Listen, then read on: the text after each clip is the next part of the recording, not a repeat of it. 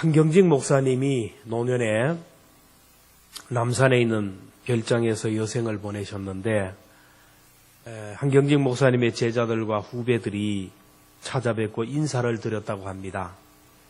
한경직 목사님을 찾아뵙고 인사를 드릴 정도의 목사님이면 그래도 한국교회 지도자급에 속하는 분들이고 대형교회 목사님들이고 목회를 성공했다는 분, 60세 이상이 되는 분들입니다.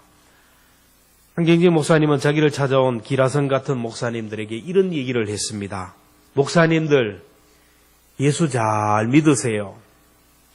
예수 잘 믿으라는 말은 초신자들에게 하는 말이고 믿지 않는 불신자들에게 하는 말이 아닙니까? 근데 평생 목회하신 분, 60세가 넘는 기라성 같은 목사님들에게 예수 잘 믿으세요 라고 얘기를 하자 그 목사님들이 자존심이 상하고 목사님이 정신이 오락가락 하는가 이런 생각을 했다고 합니다. 근데 가만히 생각할수록 예수님을 잘 믿으라는 말이 얼마나 귀한 말인지 그렇게 은혜가 되더라는 것입니다. 우리 옆에 분들에게 뭐 많이 안 하지만은 인사합시다. 예수님 잘 믿읍시다. 예수님을 잘 믿는 사람, 정말 인격적으로 예수님을 만난 사람에게는 여러 증상이 나타납니다. 한번 체크해 보시기를 바랍니다. 첫째가 구원의 확신이 있어요. 나는 오늘 죽어도 천국 간다라는 확신이 있어요. 오늘 죽으면 안방문을 열고 건너방으로 갈 수 있다라는 이런 확신이 드는 사람은 예수를 잘 믿는 사람입니다. 둘째로 예수를 잘 믿는 사람은 하나님이 나를 사랑하신다라는 확신이 있어요. 나는 약하고 나는 부족하고 허물이 많지만 세상 사람들은 나를 그렇게 보지만 그러나 하나님은 나를 사랑하신다.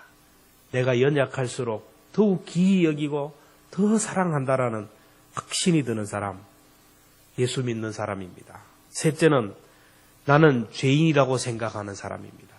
세상에서 가장 큰 죄인은 교도소에 있는 사람이 아니고 내가 세상에서 가장 큰 죄인이다. 나보다 더 못한 죄인들을 볼 때는 하나님이 나에게 주셨던 은혜를 저 사람에게 주면 저 사람은 나보다 더 훌륭한 사람이 되었을 것이라는 생각을 하는 사람. 그 사람이 바로 예수 잘 믿는 사람입니다. 넷째는 다른 사람을 볼 때 하나님의 자녀로 보이고 형제 자매로 보이는 사람. 그리고 다른 사람이 나를 볼 때 내 속에 예수님이 보인다고 하는 사람. 정말 예수 잘 믿는 사람입니다. 다섯째는 마음의 평안과 기쁨이 있는 사람입니다. 오늘 나에게 아픔이 있어요. 고통이 있습니다. 문제가 있습니다. 고난이 있습니다. 하나님이 나와 함께 하시기에 나는 걱정이 없고 근심이 없고 평안이 있는 사람, 예수 믿는 사람입니다. 예수님이 나를 위하여 십자가에 못 박혀 돌아가셨다라고 하는데 아무런 감동이 없어요. 자녀가 대학에 합격했다는 소리가 더 기쁘고 남편 월급 올라가고 연봉 올라갔다는 소리가 더 기쁘고 병원에 갔더니 의사가 건강이 더 좋아졌다는 소리가 더 기쁘고 이런 기쁨보다가 복음을 들을 때 감격과 설레임이 없다면 여러분 이거 예수 믿는 게 아니에요. 여러분 예수님이 나를 위하여 십자가에 못 박혀 돌아가셨다라는 이 복음을 들을 때의 그 기쁨이 여러분 얼마나 큽니까? 솔직하게 내 자녀 잘 되었다는 소리 들을 때 건강이 좀 더 좋아졌다는 소리를 들을 때 자녀가 승진했다는 소리를 들을 때 그렇게 기쁘고 즐거운데 친구가 만나서 식사하자고 하면 너무 기쁘고 해외여행하면 그렇게 기쁜데 복음이 들려지는데 그 복음이 나에게 기쁨이 되지 않는다면 내가 믿는 복음은 더 이상 나에게 복음이 아니에요. 나를 변화시키지 못하는 믿음은 더 이상 나에게 믿음이 되지 않아요. 나를 설레이게 하고 나에게 기쁨을 주지 못하는 복음은 더 이상 나와는 상관이 없는 복음입니다. 신앙생활을 한다는데 여전히 죽음이 두렵습니다. 죽을까 봐 겁이 나고 신앙생활을 하는데 늘 근심, 걱정, 염려로 사로잡혀 있고 그렇다라는 것은 복음이 실제가 되지 못하는 겁니다. 예수님을 믿는다고 하는데 사람들과 다투고 싸우고 상처를 준다면 예수님이 내 삶의 실제가 되지 못하는 거예요. 예수님을 믿는데 하나님의 말씀에 순종이 안 된다는 것은 믿음이 실제가 되지 못하는 거예요. 그래서 주님은 믿음을 점검하라는 거예요. 고린도후서 13장 5절 같이 한번 읽습니다. 시작. 너희는 믿음에 있는가? 너희 자신을 시험하고 너희 자신을 확증하라. 예수 그리스도께서 너희 안에 계시는 줄을 너희가 알지 못하느냐? 그렇지 않으면 너희는 버리운 자리라. 그러므로 우리는 복음 앞에, 십자가 앞에 서서 내 신앙을 점검해야 합니다. 2019년 교회 표어를 다시 복음 앞에라고 정했습니다. 여러분, 복음이 뭡니까? 예수님이 나를 위하여 십자가에 못 박혀 죽으셨다라는 것이 복음이에요. 그리고 십자가에 못 박혀 돌아가신 분이 3일 만에 부활하시고 지금은 영으로 우리와 함께 한다라는 것이 바로 복음입니다. 우리는 이 복음 앞에서 반드시 해결해야 되는데, 십자가 복음 앞에서 해결해야 될 것이 뭐냐? 첫째는 죄와 사망의 문제를 해결해야 됩니다. 구약에서는 사람이 죄를 지으면 죄 없는 희생양을 데리고 하나님의 성전인 제사장에게 갑니다. 그러면 죄가 없는 어린 양이 죽는데 제사장이 양에게 머리에 손을 얹고 기도하면 죄인의 죄가 양에게 그대로 전가가 됩니다. 그러면 죄인이 보는 앞에서 이 죄 없는 양이 죽음을 당하는 거예요. 칼에 찔려 죽습니다. 가죽이 벗겨집니다. 내장이 꺼내지고 그 양은 제단에 올라가서 불태워지는 거예요. 그러면 죄인이 그 죄 없이 죽는 그 양의 옆에서 양을 바라보는 거예요. 나를 위하여 죽는 겁니다. 나를 위하여 껍데기가 벗겨지고 내장이 벗겨지고 불태워 죽는 것을 보면서 내 죄 때문에 저 양이 죽는구나. 그러면서 거기에서 해결을 하는 거예요. 그리고 또 죄를 지으면 또 다른 양을 가지고 가야 돼요. 또 다른 희생양이 있어야 돼요. 그래서 구약시대 6월절이 되면 얼마나 많은 양들이 희생되는지 몰라요. 여사가 유세푸스에 의하면 성전 안에서 피비린내가 나고 성전에서 흘러내리는 그 피가 강물이 되어 흘렀고 제단에서 태워지는 그 연기가 예루살렘을 연기로 덮었다고 했어요. 이것이 바로 구약의 제사법입니다. 구약의 제사법으로는 사람의 죄를 단번에 영원히 해결할 수가 없어요. 계속 희생 제물이 들어가야 돼요. 그래서 하나님의 어린 양 예수님이 십자가에 못 박혀 돌아가심으로 인하여 단번에 인류의 죄를 해결하셨습니다. 히브리서 9장 12절에 보면 염소와 송아지의 피로 아니하고 오직 자기 피로 영원한 속죄를 이루사 단번에 성소에 들어가셨느니라. 예수님이 나의 죄를 대신해서 십자가에서 온몸을 찢으시고 물과 피를 다 쏟아붓고 죽으심으로 우리의 죄를 대속해 주셨어요. 그 예수님을 믿는 자는 죄와 사망으로부터 구원을 얻는 줄로 믿습니다. 예수님이 골고다 언덕 십자가에 못 박혀 돌아가실 때 예수님 양편의 강도가 같이 사형을 당했는데 한편 강도는 예수님의 십자가를 바라보면서 당신이 메시아면 우리를 구원하라 그러면서 예수님을 비웃었어요. 근데 한편 강도는 얘기합니다. 우리는 우리 죄 때문에 죽음을 당하지만 이분은 죄가 없는 하나님의 아들이라고, 인류를 구원할 메시아라고 하면서 그렇게 고백합니다. 예수여, 당신의 나라에 임할 때 나를 기억하소서. 그때 예수님이 오늘 내가 나와 함께 낙원에 있으리라. 한편 강도는 지금 자기 옆에서 죽어가는 예수님을 바라보면서 나를 불쌍히 여겨달라고, 주님을 영접함으로 인하여 죄의 문제를 해결하고 죽음 이후의 문제, 지옥의 문제를 해결하게 되었습니다. 오늘도 이 세상에는 십자가를 바라보면서 두 종류의 사람이 있습니다. 한 종류는 예수님의 십자가를 바라보고 예수님의 십자가를 통하여 구원을 얻는 하나님의 자녀들입니다. 또 한 종류의 사람은 십자가를 외면하고 십자가를 등지고 온갖 세상의 모든 재앙들과 짐을 지고 살아가는 그런 사람들입니다. 예수님이 나의 죄를 대속하기 위하여 십자가에 못 박혀 돌아가셨다라는 복음이 여러분 믿어지십니까? 예수님이 십자가에 못 박혀 돌아가실 때 나의 죄와 허물도 다 그 자리에서 해결되었다라는 것이 여러분 믿어지십니까? 예수님의 십자가는 믿어야 됩니다. 하나님은 우리들이 이해할 수 있는 이해의 대상이 아니라 믿음의 대상이에요. 예수님의 십자가 복음도 내가 이해해야 될 대상이 아니라 믿음의 대상이라는 거예요. 예수님의 십자가를 여러분 아무리 설명을 해도 설명할 수가 없는 하나님의 비밀이고 미스테리입니다. 오직 예수님의 십자가 복음은 믿음으로 경험되는 것이고 믿음으로 내 삶의 실제가 되는 것입니다. 그래서 영적인 세계는 믿음이라는 것을 사용해야 돼요. 믿음이 아니면 기쁘시게 못하고 믿음이 아니면 복을 받을 수 없고 믿음이 아니면 하나님을 경험할 수가 없어요. 공기는 보이지 않지만 있다는 것을 우리가 믿습니다. 태양빛 속에 무엇이 있는지 우리는 보이지 않지만 그 속에 온갖 좋은 에너지가 있다는 것을 믿어요. 예수님의 십자가도 마찬가지입니다. 모든 인간의 죄를 해결하기 위해서는 죄 없는 어린 양 예수님이 십자가에 죽어야 한다. 이것이 바로 하나님의 구원의 방법입니다. 그래서 하나님의 아들이 십자가에 그렇게 고통스럽게 죽었습니다. 이것을 인간의 머리로 이해하고 설명하려고 하면 안 됩니다. 2000년 전에 예수님이 2019년을 살아가는 오늘 나의 죄를 어떻게 사할 수 있는가? 이 질문 자체가 아마 시간과 공간 속에 살아가는 사람들의 질문입니다. 여러분, 시간과 공간 속에 있는 우리가 가지고 있는 사고와 이성들로는 이거 하나님을 이해할 수가 없어요. 그래서 어린 나이와 같은 단순한 믿음이 필요한 거예요. 어린 나이는 그렇다 그러면 그런 거예요. 어린 나이는 아빠가 내가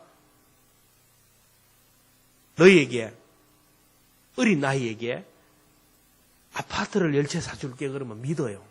근데 이놈이 크면서 돈 맛을 알고 아빠의 능력을 알고 나서 아파트 10채 사줄게 그러면 지금 우리 아이에게 아파트 10채 사줄게 그러면 한 채도 못 사주면서 우리가 세상을 살아갈 때 어린 나이와 같이 하나님의 말씀이면 하나님의 방법이면 단순하게 아멘 하면 그게 믿음의 실제가 우리 삶 속에 나타나는데 사람들은 자꾸 세상을 살아가면서 세상 것들을 배우면서 믿음이 약해져요. 못 믿어요. 2000년 전 예수님이 어떻게 오늘 나의 죄를 용서할 수 있는가, 씻을 수 있는가 이해하지 못해요. 여러분, 천년이 하루 같다는 말이 있어요. 신선 노름에 도끼자루 썩는 줄 모른다는 말이 있어요. 나무꾼이 산에 나무하러 갔다가 신선을 만나서 바둑 한 게임을 한 번 뜨고 내려왔는데 바둑 한 게임을 뜨고 이제 도끼를 드는데 도끼가 아마 다 썩어버렸어요. 신선과 바둑 한 판 떴는데 수천 년이 흘러버렸어요. 도끼가 다 썩어요. 마을에서 내려오니까 아는 사람이 하나도 없어요. 나는 이미 몇천 년 전의 사람이에요. 여러분, 우리 부모님이, 우리 할아버지 할머니가 먼저 세상을 떠나서 천국에서 한 3, 40년 살다가 내가 죽으면 반갑게 이제 왔나 하고 만나겠다. 우리 인간의 생각이에요. 하나님의 세계에는 시간의 개념이 없어요. 수백 년 전, 수천 년 죽은 사람도 주님 앞에 가서 주님과 만나고 제가 왔습니다 하고 인사하고 돌아서는 그 시간에 내가 그 자리에 서게 되는 거예요. 한순간에 서게 되는 겁니다. 예수님이 십자가에 못 박혀 돌아가실 때 나도 같이 십자가에 못 박혔다라는 것을 믿어야 되는 거예요. 그 믿을 때 그 믿음의 역사가 내게 나타나요. 내가 달려야 할 그 십자가에 예수님이 달려 돌아가셨다라는 것을 믿어야 돼요. 그래서 2000년 전에 이미 나의 죄가 예수님의 십자가에서 해결이 되고 내 죄가 예수님의 십자가에서 함께 장사되고 끝났다. 여기에 아멘 하고 믿으면 믿는 순간 구원의 문제가 해결이 된다라는 것입니다. 로마서 6장 11절에 보면 이와 같이 너희도 너희 자신을 죄에 대하여 죽은 자요 그리스도 예수 안에서 하나님께 대하여 살아있는 자로 여길지어다. 내 죄가 그리스도의 십자가에서 죽고 그리스도 안에 살았다고 여기라.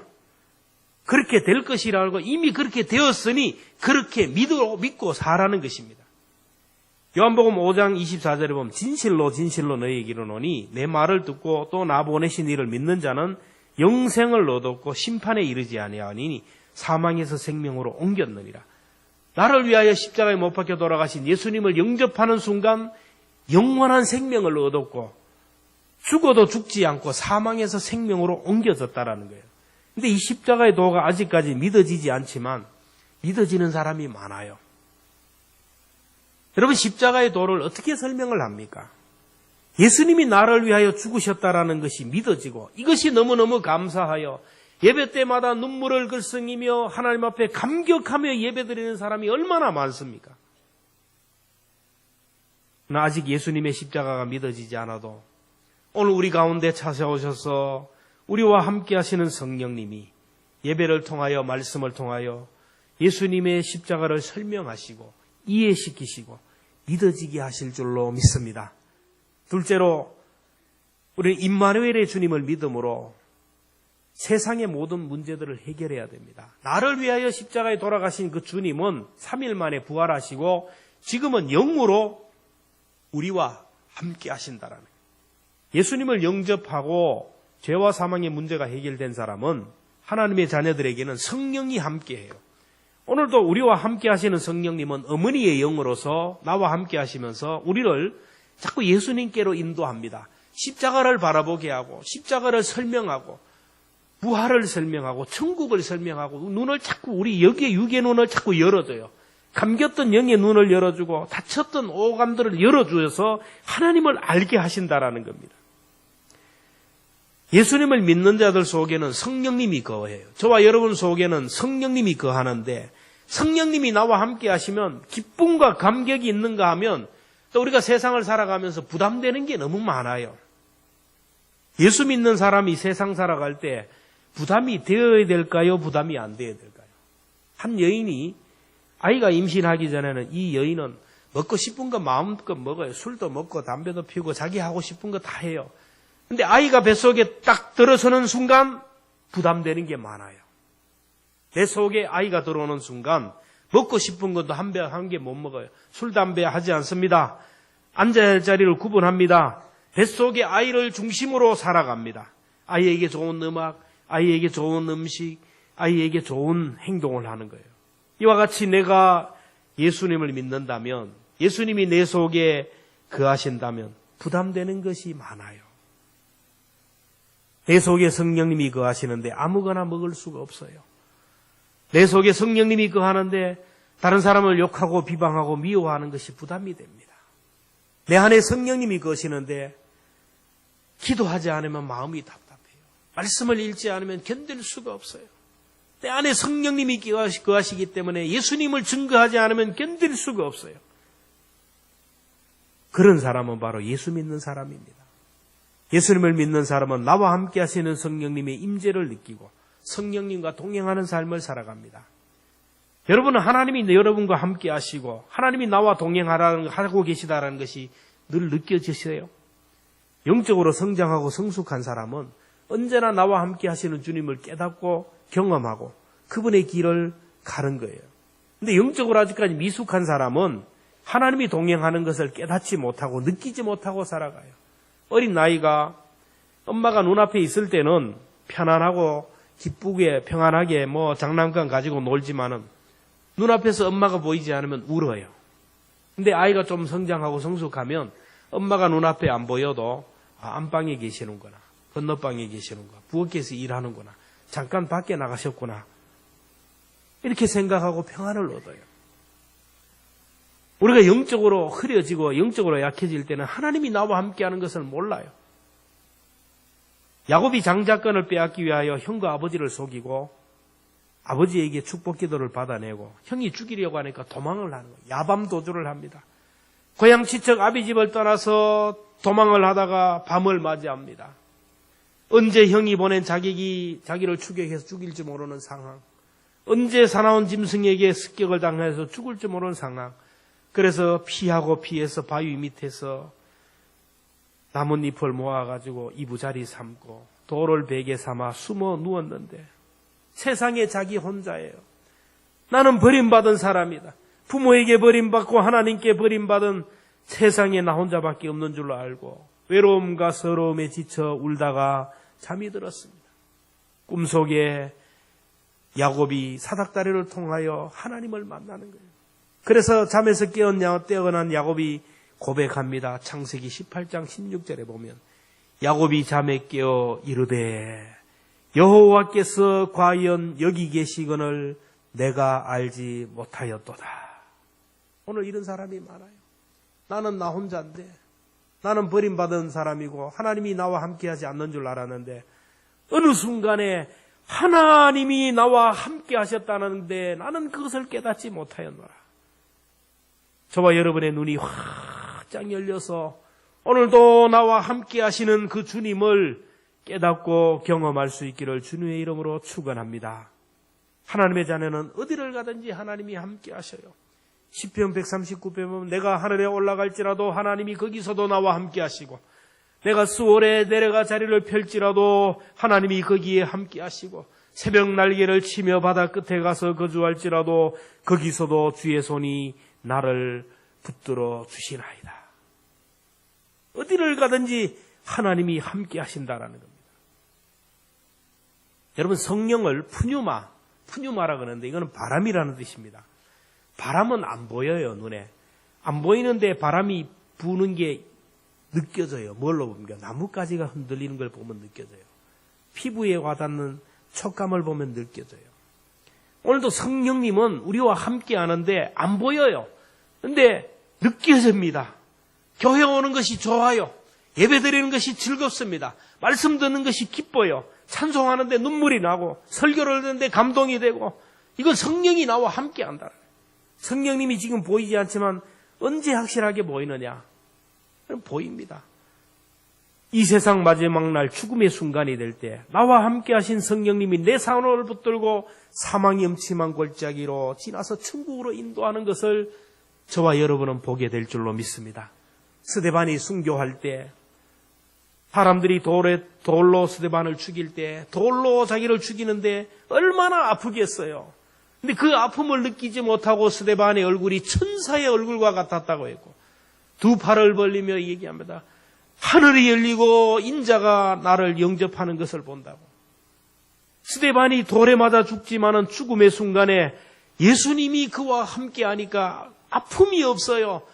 주님이 두 팔을 벌리고 하늘 문을 열고 스데반을 영접하듯이 저와 여러분이 언제 우리 인생의 마침표를 찍을지 모르지만 죽음의 순간에 나와 함께 하시는 주님이 오늘도 나타나셔서 내 손을 꽉 붙들고 사망의 음침한 골짜기를 지나서 천국으로 인도하여 주실 줄로 믿습니다.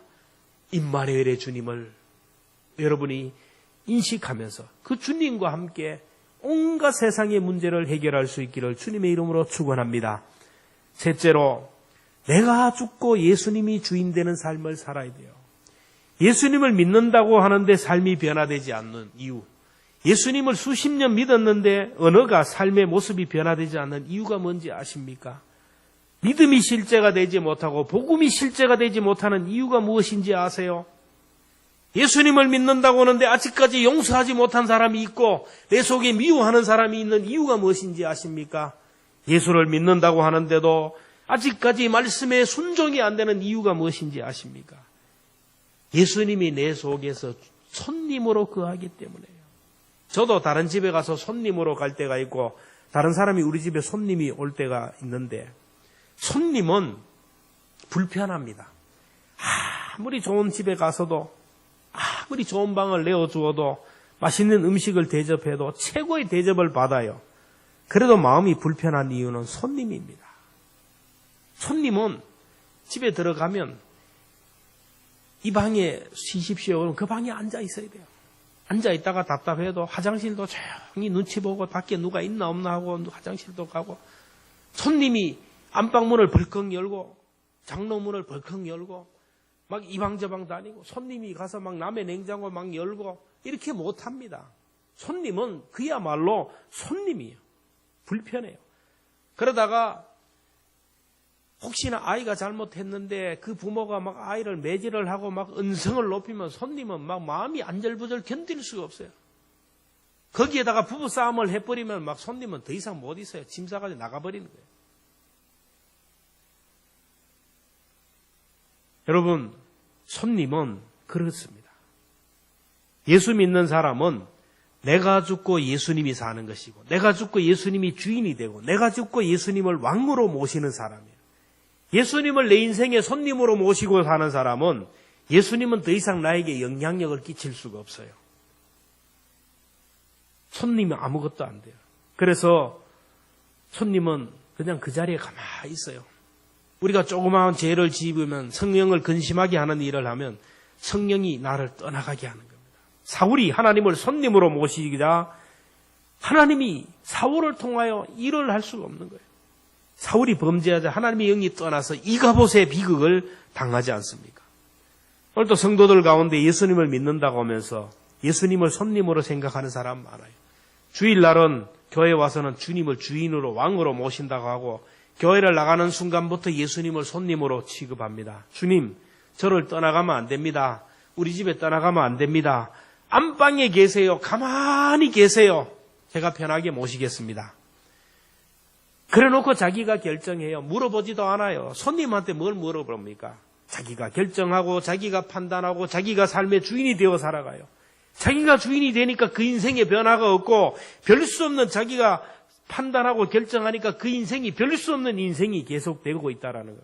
여러분의 인생이 지금보다 나은 인생이 되기를 원하면 내 속에 주인을 바꿔야 돼요.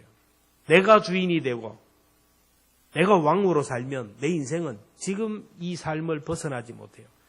2019년이 좀 더 새로운 새해가 되기 원하면 내 속에 있는 주인을 바꿔야 됩니다. 주님이 주인이 되고 주님이 왕이 되도록 삶의 주도권을 왕의 자리를 내어놓으면 여러분의 인생을 주님이 주도하게 되고 여러분의 인생이 놀라운 삶으로 변화될 것입니다.